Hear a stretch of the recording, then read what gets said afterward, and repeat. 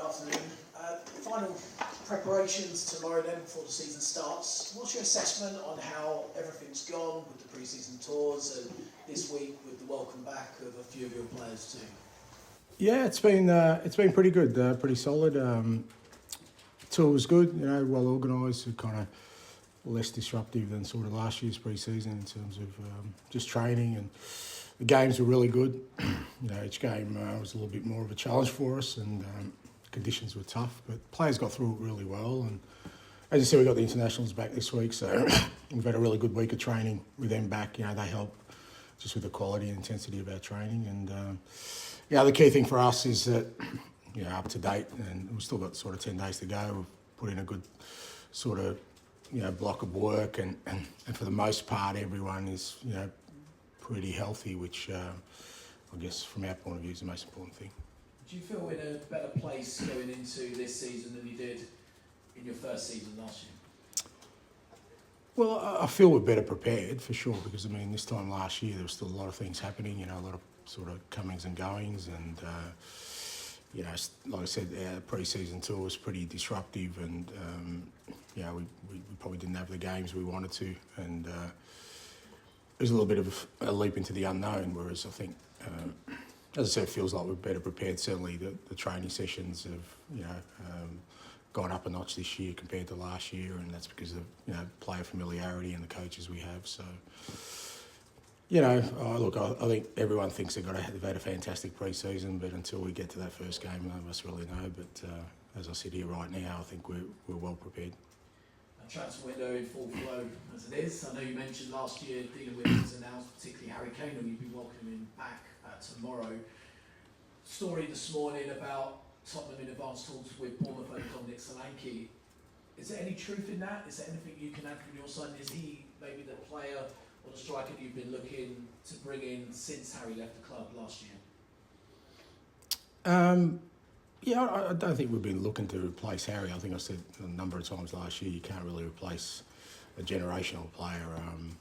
There's a reason they kind of stand apart. But fair to say that's an area of the park, the front third, where we really believe we needed to sort of reinforce this year. We've been working hard to try and get the right kind of players into those areas that we need for another challenging season ahead. Obviously, we're back in Europe, which means more games, and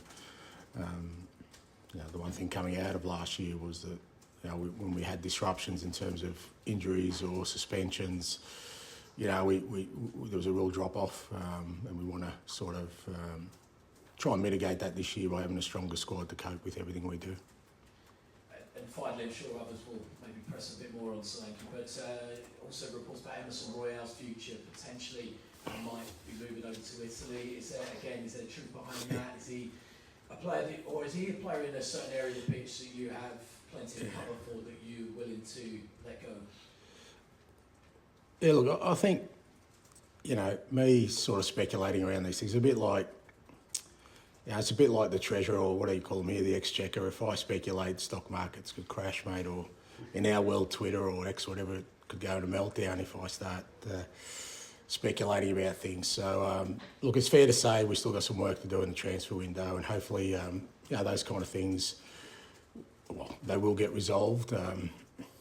It's a little bit difficult for me because I don't have a control over that to kind of be definitive about it, but. Like I said, I'm hopeful that over the next sort of few days there'll be some resolution, both ins and outs. Hi, Ange. Could I ask you about Richarlison?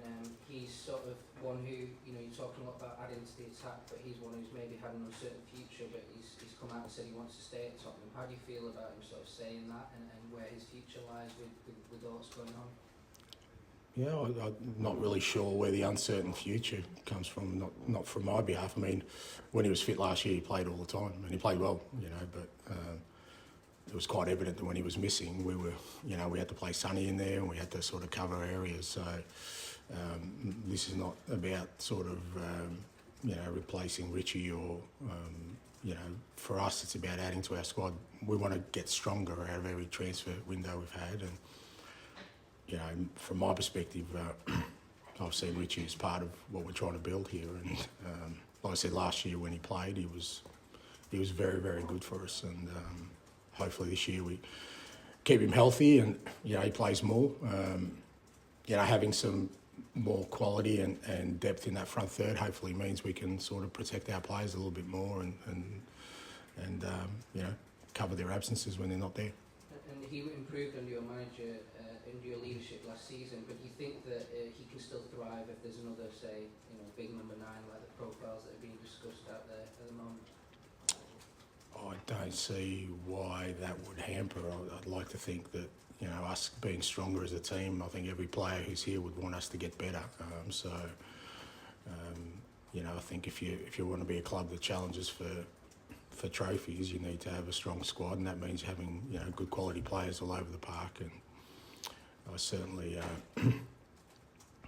as I said, when there's plenty of evidence last year to show that. Yeah, our absences cost us a fair bit last year, and I want to try and mitigate that.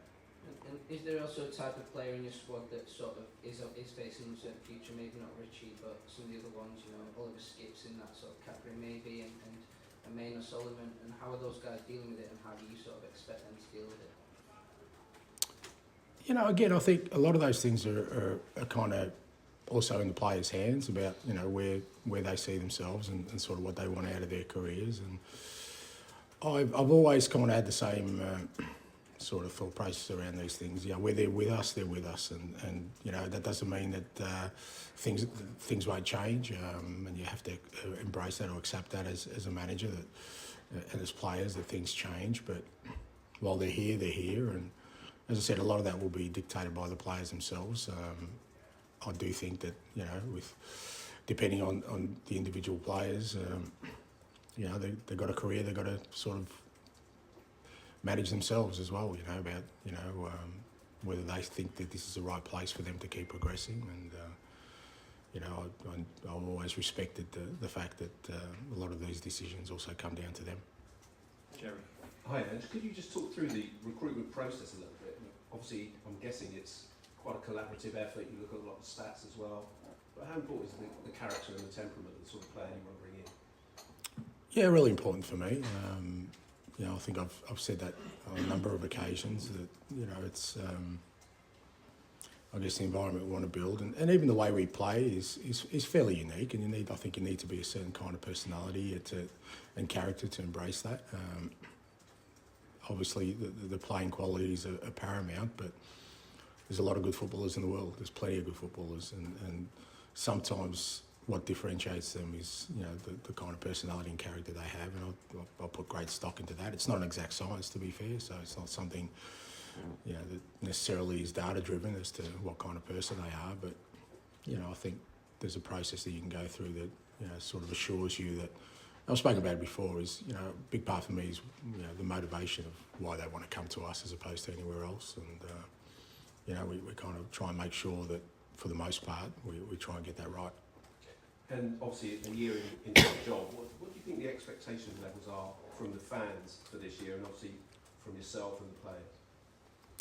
I think the fans' expectations every year are that, you know, they want to see their club winning, you know, and being successful. I don't think, you know, that necessarily should change or diminish just because of, you know, change. You know, particularly at this football club, it's a big football club, and it's been there or thereabouts for a very long time.